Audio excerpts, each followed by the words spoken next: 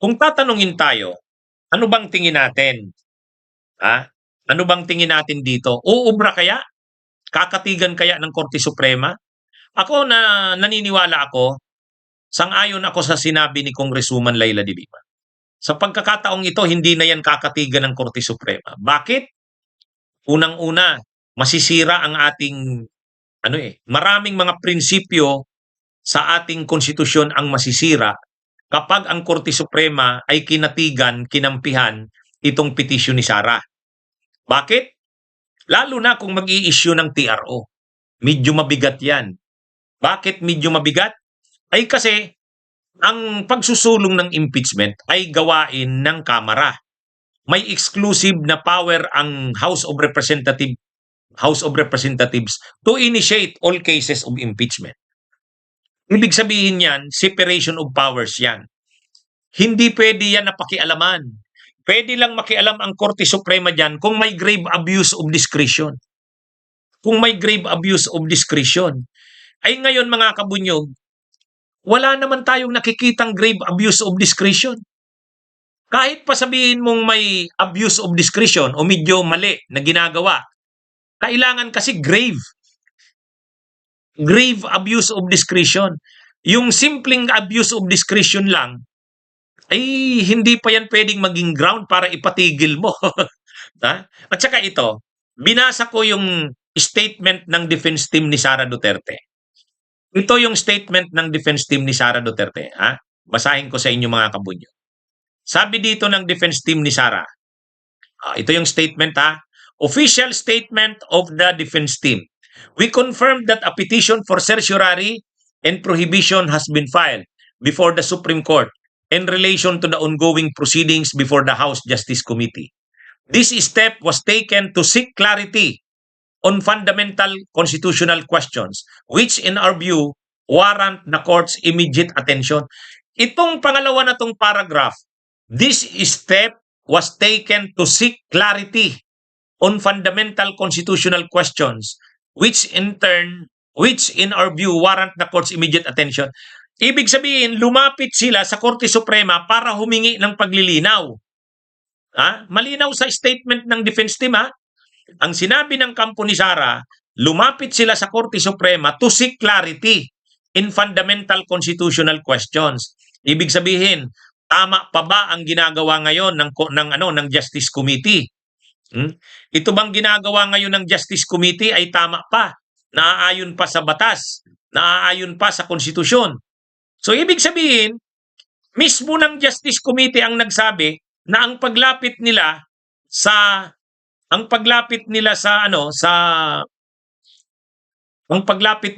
Korte Suprema ay para humingi ng linaw. Mga kabunyog, mga kababayan, hindi ganon ang Korte Suprema.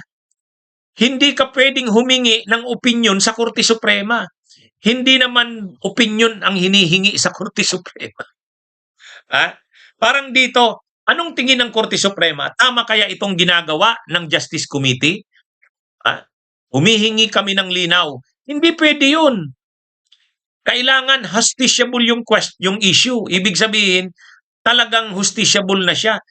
Kung pumunta ka sa Korte Suprema, humihingi ka lang ng linaw, mali po yan. Sa prinsipyo ng constitutional law, hindi ka pwedeng lumapit sa Korte Suprema para lang humingi ng linaw. Hindi yan katulad ng mga Department of Justice legal opinion. Hindi po. Hindi rin yan pwede yung Solicitor General's legal opinion. Hindi. Ang Korte Suprema, kinakailangan may actual case or controversy. Lalapit ka sa Korte Suprema, hihingi ka lang ng opinion nila or clarity. Diyan pa lang, na yan eh. Diyan pa lang, medyo questionable na itong ginawa ng kampo ni Sara. Ang Korte Suprema ay nag-i-entertain lang kapag may actual case and controversy. May actual case and controversy. Kung naghahanap ka lang, humihingi ka lang ng clarity, hindi Supreme Court yan. Bakit? Kasi kung lalapit ka sa Korte Suprema, hihingi ka ng clarity or paglilinaw, ano yan? Hindi trabaho yan ng Korte Suprema, mga kabunyog. Kaya ako sa tingin ko, hindi mabibigyan yan ng TRO. Kasi pag pinigilan ng Korte Suprema ang impeachment ni Sara, anong lalabas niyan? Ibig sabihin, gumugulong na yung impeachment, pagpapanagot sa isang opisyal ng bansa, pipigilan ng Korte Suprema. Ano pa ngayon ang ating accountability of public officers? Ano ito? Medyo magiging mabigat yan. Kasi accountability of public officers ang pinag-uusapan dito, pagpapanagot sa mga opisyal ng bayan. Kaya gumugulong ngayon ang impeachment ni Sara sa Justice Committee kasi pagpapanagot yan. Tapos pipigilin ng Korte Suprema. Medyo medyo alanganin yan. Saka, ang Korte Suprema nag-i-issue ng temporary restraining order sa mga napaka-extreme na kaso lang. Tingnan nyo nung inaresto si Duterte at dinala sa ICC. Nung inaresto si Duterte bago umalis yung eroplano,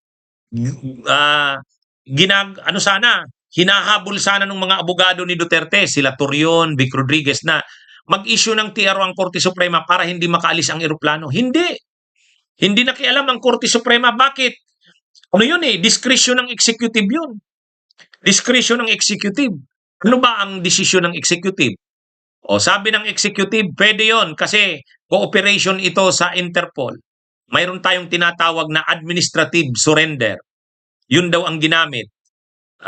Ngayon, nakialam ba ang Korte Suprema? Hindi. Hindi nakialam ang Korte Suprema. Kahit itong impeachment ni Sara, yung naunang impeachment, nung February 5, nung final yung impeachment ni Sara Duterte, doon panahon na Senate President pa si Chis Escudero, ano din yun, nag-file din sana sila ng TRO. Hindi rin yun kinatigan ng Korte Suprema. Yung TRO. Bakit hindi kinatigan ng Korte Suprema? Kasi sabi ng Korte Suprema, ang nangyari doon, hindi naglabas ng TRO ang Korte Suprema. Kailan nagdesisyon ng Korte Suprema? July 25 na, 26. July 26 na nagdesisyon ang Korte Suprema. Matagal. February 5 yung impeachment final sa Senado. Ang problema kasi kay Chis Escudero, hindi kaagad nagsimula ang impeachment. Siguro, kung nagsimula kaagad ang impeachment, forthwith, February, March, April, May, June, paglabas sana ng desisyon ng Korte Suprema na July, tapos na yung impeachment. Kaya lang talagang dinelay ni Chis Escudero Parang hinintay yata yung desisyon ng Korte Suprema talaga Kaya paglabas ng desisyon ng Korte Suprema, sinunod na ng Senado, inarchive na. Ngayon dito, malamang hindi rin dito mag-i-issue ng TRO ang Korte Suprema. Pwedeng magdesisyon diyan ang Korte Suprema sa petition na yan, pero baka mga na yan, July, August na. Kasi matagal bago magdesisyon ng Korte Suprema. Kaya lang, magta-trial na ang ng Senado. Kasi sabi ni Senate President Tito Soto, trial shall forthwith proceed. Sisimulan kaagad nila ang trial. Kaya, kung tatanungin ako, uubra kaya at katigan ng Korte Suprema itong petisyon ni Sara? Pwedeng hindi i-dismiss yan. Yung una sana i-dismiss kasi walang legal standing si Torion. Dito si Sara na ang nag-file. So kung pagdating sa issue ng legal standing, may legal standing si Sara. Pero yung mga issues na nire-raise ni Sara, sa tingin ko, i-resolve yan later. Matagal-tagal, ilang buwan pa yan. Pero itong TRO, naniniwala ako, hindi mag-i-issue ng TRO ang Korte Suprema. Ngayon, pag hindi nag-issue ng TRO ang Korte Suprema, tuloy ang proceedings ng Justice Committee. Sinabi naman niya ni Congresswoman Beatrix Listro, hanggat walang TRO, tuloy sila sa April 14. Maghihiring sila, nandun si Madriaga, nandun si Boying Rimulya, nandun ang COA, maghihiring sila sa April 14. Hanggat walang TRO. Okay, mga kabunyog, mga kababayan, naniniwala tayo na sa pagkakataong ito, hindi na magpapagamit ang Korte Suprema dyan. Kasi pinagbigyan na ng Korte Suprema si Sara Nung una, ang reklamo niya walang due process. Ngayon naman, may due process. Tapos hindi na naman siya nagko-cooperate. Ano ba talagang gusto niya? Pag kinampihan pa siya ng Korte Suprema, parang constitutional crisis ang mangyayari niya. Bunyog, bunyog, halikan na kasama ka. Bunyog, kapag buklod ay may pag-asa. Luzon, Visayas, Mindanao, Isa ang pananaw sa bagong Pilipinas, ang bunyog isisigaw.